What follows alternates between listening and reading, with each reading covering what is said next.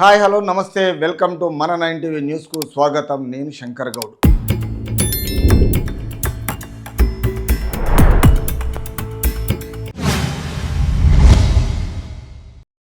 పదిహేను నుంచి ఒంటిపూట బడులు వేసవి ఎండల దృష్ట్యా రాష్ట్రంలో ఈ నెల 15 నుంచి ఒంటిపూట బడులు ప్రారంభం కానున్నాయి.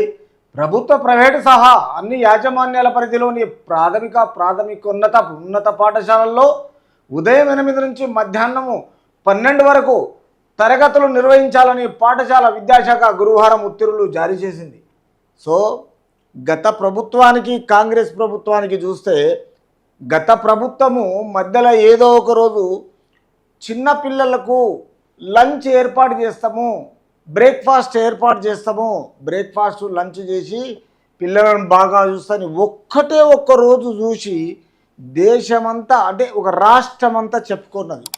కాబట్టి గత ప్రభుత్వానికి కాంగ్రెస్ ప్రభుత్వానికి ఏంటంటే పిల్లల పాలన సాధక బాధలు అన్నీ ఆలోచన చేసి పిల్లలకు ఈ విషయంలో ఎండల దృష్టిలో రాష్ట్రంలో ఎక్కడైనా పర్వాలేదు, ఈసారి ఎండలు బాగా తీవ్రంగా ఉన్నాయి కాబట్టి ఒంటిపూట బడులుగిన ప్రారంభం కావాలి. కాబట్టి ప్రభుత్వ పాఠశాలలన్నీ యాజమాన్య పరిధిలో ప్రాథమిక ఉన్నత పాఠశాలలు అండ్ ఉదయం 8 నుంచి మధ్యాహ్నం 12 వరకు తరగతులు నిర్వహించి పాఠశాలల్లో విద్యాశాఖ మొత్తము పాఠశాలల అన్నిటికీ ఉత్తర్వులు జారీ చేసింది. ఎందుకంటే ఈ సమ్మరి ఎండల్లో పిల్లలకు చాలా ప్రాబ్లం క్రియేట్ అవుతుంది కాబట్టి 8 నుంచి 12:30 వరకు ఖచ్చితంగా మధ్యాహ్నం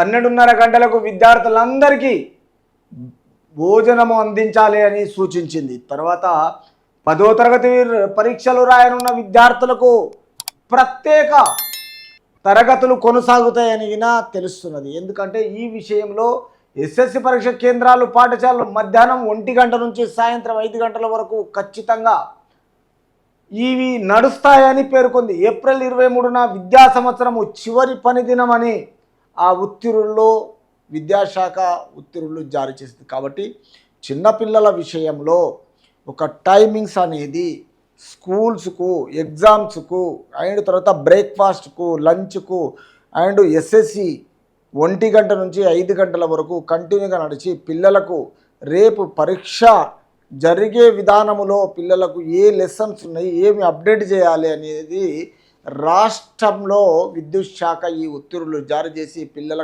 విషయంలో చాలా పవిత్రంగా పిల్లలకు అన్ని విధాల అందించి ఆ సౌకర్యాలు ఏర్పాటు చేసి తర్వాత పిల్లలకు లంచ్ అయినా బ్రేక్ అయినా గత ప్రభుత్వానికి కాంగ్రెస్ ప్రభుత్వానికి తేడేందో చూడాలి. రేపు రాష్ట్ర ప్రజల్లో పేరెంట్స్ పిల్లలు పేరెంట్స్ అందరు కలిసి ఈ పాఠశాలల గురించి తెలుసుకొని పిల్లలు ఒక రేంజ్లో డెవలప్ కావాలి. తెలంగాణ రాష్ట్ర పిల్లకు ఎలాంటి ప్రాబ్లమ్స్ ఉండొద్దని విద్యుత్ శాఖ ఉత్తర్వులు జారీ చేసింది.